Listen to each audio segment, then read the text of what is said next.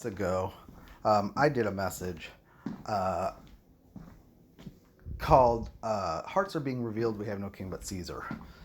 And the point of it was that I was telling that I believe there's going to be a unity that comes eventually between three different camps that have one thing in common, which is works. There are people who believe that you cannot be justified unless you do works, and those are the people who deny eternal security. Then there are people who say that you cannot be genuinely assured of your salvation unless you have works. And they're the ones who say that no, eternal security cannot be denied, but you can't look to the gospel to know if you believed. You have to look at your fruit. So they take away assurance that way. And then there are those that say that you are justified by faith, but sanctification and growth is a matter of works, and so is reward. So these three communities can sound, or these three groups, can sound very similar. And the reason is because they are all loaded in their language with works. They are sort of like between the OSAS Calvinists, those that believe, eternal security, you can never lose your salvation, but you can't look to the gospel to know that you're saved. You have to really believe, and whatever that means usually ends up being works. Maybe you didn't really believe. Maybe you just believed with your mind. Maybe you just believed facts and you didn't actually believe. Well, no, I think I believe. Well, yeah, but let's look at your life. That whole thing. Those people fight with the people who deny eternal security. Okay? And say, no, you can't even be justified unless you keep the Ten Commandments. The OSAS Calvinists would say, oh, no, it's by faith. But they have a different definition of faith. I've talked about all this. They fight like Sadducees and Pharisees. If you want, all you have to do is to drop a bomb in that group is to say, I'm here because of justification by faith alone, and you can never lose your security, or you can never lose your salvation. And that will erupt a wall, and they'll all go back and forth. Paul used that tactic with the Sadducees and Pharisees when he said, because he was on trial for causing division. So he said, hey, can I talk to the crowd? And Felix is like, yeah. So he turns around and says, men and brethren, I'm here because of the hope of Israel, the resurrection from the dead, knowing that a fight would break out. And so what happened? The Sadducees and the Pharisees all started fighting among themselves. And what Paul was showing Felix was, look, I'm not the sower of division. There's stuff already here. This is, you just mentioned the wrong thing and you've got a fight on your hands.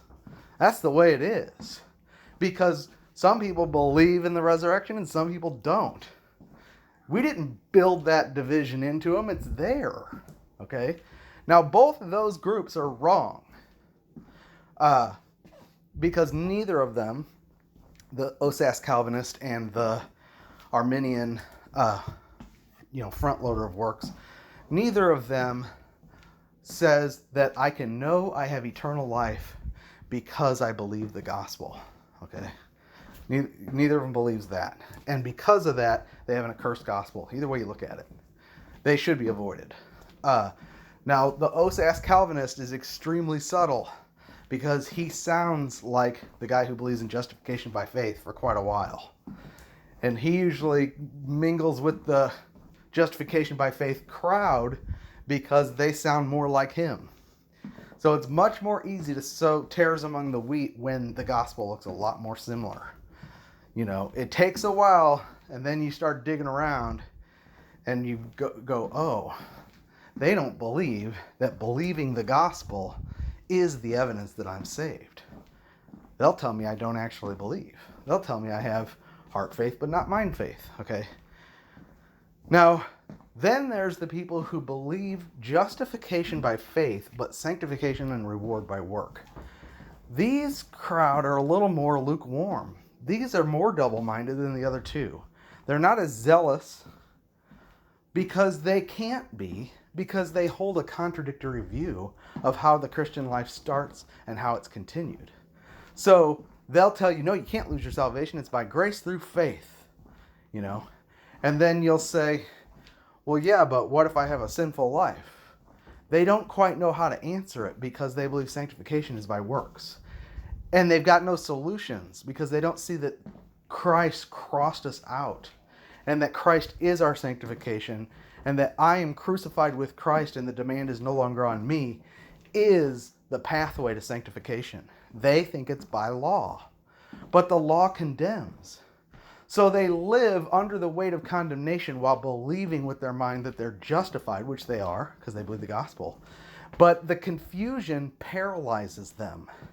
It makes a lukewarm mix so that they cannot zealously or strongly stand for anything because they're condemned in their own conscience. Because they think that their Christian life, how to live it, is a matter of works, and they know they're failing. And all they can do is keep going back to the milk and saying, okay, I know I need to repent from dead works and faith toward God. And that's why they have to keep going on and on and on and on about eternal security, and they can never go on past that argument. That's all they talk about. Because they have to convince their conscience every day that they're saved by believing the gospel, because they believe that the Christian life is a matter of works, sanctification is a matter of works, and reward is a matter of works defined by law keeping. It's a really pernicious place to be. That's lukewarm. You're neither hot or cold. You're a little bit of both. And it collapses your conscience so that you can't stand for anything. These are the ones who just want peace. Just please give me peace. Please let's stop the fighting. Does it really matter? Because both people's arguments, the Calvinist OSAS and the OSAS deniers, prick the conscience of the double-minded justification by faith but sanctification by works guy. His conscience is so unstable. He's unstable in all his ways because he's double-minded. And he can't hear the argument because he's already being tossed back and forth every day in his own conscience, trying to remind himself he's saved. Because his conscience condemns him, because he's under the law, which is the strength of sin. So his life is not full of Christ, and his heart is not full of rejoicing, yet he knows he's saved. He can't deny he's saved, but he's got no victory. And these arguments that go back and forth drive his conscience almost to despair. Just please make it stop, okay? Well, that is a perfect opportunity for these three groups, which have one thing in common, which is works, to come together in a false peace. And that's what I was saying in that message. I said, the Pharisees and the Sadducees and everybody, even the people who wanted to be associated with Jesus, when it came down to it, they said, give us Barabbas instead. And when he said, what about your king? Here's your king. They said, we have no king but Caesar, which means that at that moment, they betrayed everything they'd been standing for and showed that their love for God and their zeal for the kingdom was a sham. We have no king but Caesar means we value our bondage more than the kingdom if the kingdom is going to produce this much tension. It is a capitulation because Jesus was an existential threat to all of them, and he is an existential threat to us because he was crucified and we were crucified with him, and the only way to make progress in the Christian life in real discipleship and growth is to see your death with him and to see that it's got to be entirely of grace and none of works, not a mix. And the message of it is entirely of grace and none of works sounds divisive to all three of those groups. Every single one of them hates it. That's what I've been witnessing for about a year now, is that, wow, the grace believers, so-called, hate this message. The OSAS deniers hate this message, and the Calvinist OSAS people hate this message. They hate the message of the cross. That's what they all have in common. The message of the cross is, I can do nothing. In fact, God has taken me out of the way in the cross of Christ, and my death with him is the beginning of my Christian life. That's why we have baptism first. That's what baptism is a picture of. Baptism is not a statement of my commitment to God. It is a statement of my recognition of his judgment of me and my flesh, that it has to go into death. That there is no victory over sin without death on the cross. And there's no holiness without death on the cross. And there's no obedience without me dying on the cross. And I had to die to sin and to the law. And there's plenty of people who believe we're justified by faith but sanctified by works, who will call that antinomian and fight it right alongside the other two groups. So 6 months ago I did this message, and I said I believe we're going to see a unifying of these three groups in the YouTube community, and you're going to see people give up.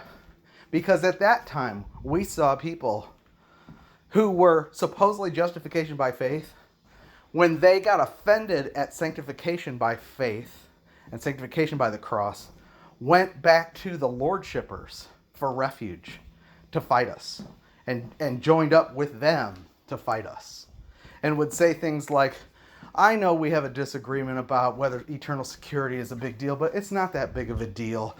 I believe eternal security, you don't, but we serve the same God and we can walk together. Now what about this David Benjamin guy? What about these people that are preaching, just rest in Christ and the death of Christ for our righteousness, sanctification, and reward? That's a teaching they don't even understand. And they accuse us of all kinds of lawlessness and license to sin. Even the grace people tell us that we're preaching a license to sin. And it's because they don't even listen to our message. It's being characterized by liars. I mean, it really is. It's being it's being twisted, which everybody goes through that. We all have our words twisted. But this one seems to have the most enemies, and it's because there's such thing as being saved and yet an enemy of the cross of Christ. Like Paul said, many walk, as I've told you, even now weeping, that they are enemies of the cross of Christ. Their God is their appetite and their glory is their shame. I mean, they want to build up the flesh. They want the flesh to look good religiously. They want to be accepted in the religious crowd. They want to be known for their spirituality, their gifts, their works for God. And that love for people's praise blinds them from going into the Holy of Holies. It's a blinder. So that's what we see in John, is that even the ones who did believe, because they loved the praises of men, couldn't come out strongly for Jesus. And he even said, how can you believe when you desire glory from men and not the glory that comes from God only? And what you'll see is, as this unity comes, it's a crushing weight. People will fold because the pressure is too great. To speak against it, see, all these channels will say, you're divisive. If you're speaking about a distinction in sanctification, you're just dividing along the lines of minutia, and you're causing division by saying it's all of grace. Why can't you just let people go? Well, because I'm not talking to those people. I'm not talking to people who disagree with me. I'm just here, and as are others, feeding sheep who've been beaten and already burnt out in religion and know that there must be another way. They're tired of being lukewarm, knowing they're justified by faith, but thinking that the only way to go on in the Christian life is by works. When Christ is our righteousness, Christ is our sanctification, Christ is our redemption, Christ is our wisdom, Christ is our life, and Christ is our reward. Christ is our ministry. We point to him, and people say, well, you're just preaching the gospel again and again and again. No, we are opening up the riches of Christ to show you what he accomplished for you. And it is your vision of his accomplishments that will cause you to grow in the Christian life. And growth is a matter of being nourished and washed with his word. There is no growth without growing in the word. So we need the ministry of the word. And what this false unity wants to do is silence the ministry of the word and keep everybody in bondage and steal the sheep out of the pasture and steal the food out of the sheep's mouths. And there's, thieves and robbers, which we are warned. They want to steal, kill, and destroy. They come in by another way, not by the door, by their own righteousness, and they speak. And the sheep won't hear them ultimately. They're strangers. But still, sheep can be brought into bondage for a while. We all know that. And then there's the hirelings. Hirelings are people who see the wolf coming.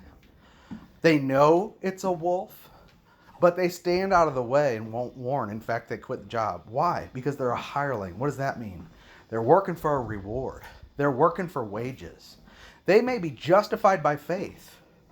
Okay, they're not as bad as the wolves, but they're lukewarm and they won't stand up when the wolf comes.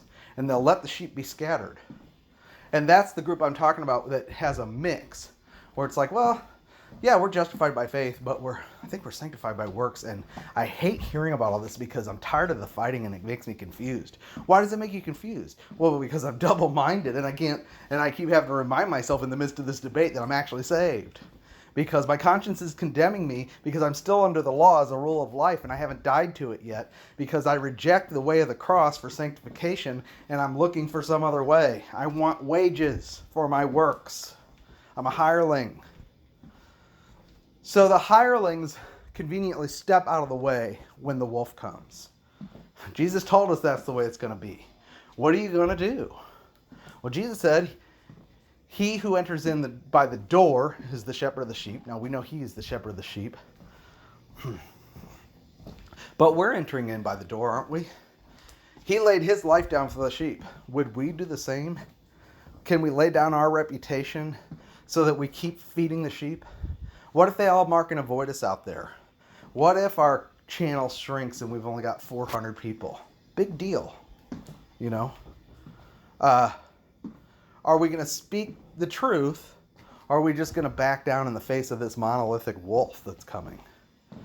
So, something to think about. It's definitely coming upon us. I believe it'll accelerate. And it needs to, because God's intention is to manifest the hearts. People are not absolute for him one way or another. And I'm not talking about works righteousness. I'm saying people are not standing fully in grace. People will be purified through this and brought fully into grace, but others will harden their hearts and reveal that they didn't even understand justification. I mean, that's what I see in some cases is like, well, how come you can't recognize a corrupt gospel? Well, if you can't recognize a counterfeit, I wonder if you're handling the true gospel. If you think this is not worth fighting for, and this is all just a waste of time, and we're just being divisive, what is unity? Unity, again, is not a group of people standing together identifying themselves as a group. That's Babylonian unity. That's the world. That's false religion. Our unity is the message. The gospel itself is the message. And the gospel is Christ himself. And unity is found when we cleave to him alone. We grow in all things into the head, out from whom the body grows. And we are to grow in all things into the full knowledge of Christ, the unity of the faith and the full knowledge of the Son of God. Unity is based on the person of Christ, not anything else. Anything else that presents itself as unity, that's not that message, but a group of people, is a division. Even though they look more one, because they have more things in common, supposedly. And we're a smaller group, smaller by the day. This is, unfortunately, this is just the way of Christianity. This has already been going on in the institutional churches and the consolidation and the groupthink and the lukewarm mixture that makes it impossible to speak the truth. So we came out of the institutional church and we found our way to YouTube. And it was good for a while. And now we're seeing it here. And it's because it's a spirit, not just an institution. It's an actual thing that's happening in the spirit realm. That is the warfare. The warfare is not attack on individuals to hurt their feelings and make them feel bad. Go, oh, I'm totally under attack because somebody said my teaching was this and that. And it is this and that, but that was low. And how could they do that? And then they turn it into personalized stuff. And then from then on, they go into revenge mode. I've seen that again and again and again where somebody just cannot have a conversation about their doctrine and will not surrender any ground and then become offended and become a perpetual enemy that just never goes away. Cain never leaves. You know, you think Cain, I mean, he should have gone away. He was marked. Oh no, he built cities. He's zealous. Cain is marked by his zeal. The sheep are marked by the fact that they can rest. We can rest. The Lord's got it. But we need to stay hidden in him, and we need to be really clear that justification, sanctification, and reward is all from Christ. And there is no reward for someone that, in fact, rewards can be lost by mixing grace with law. That's what wood, hay, and stubble is. That's what being lukewarm is. It's got to be all of grace. Now, yes, he rewards, but he rewards for what he is able to work in us by our laying hold of him and partaking of him by grace through faith. All right, I got to go. My dogs are going nuts outside.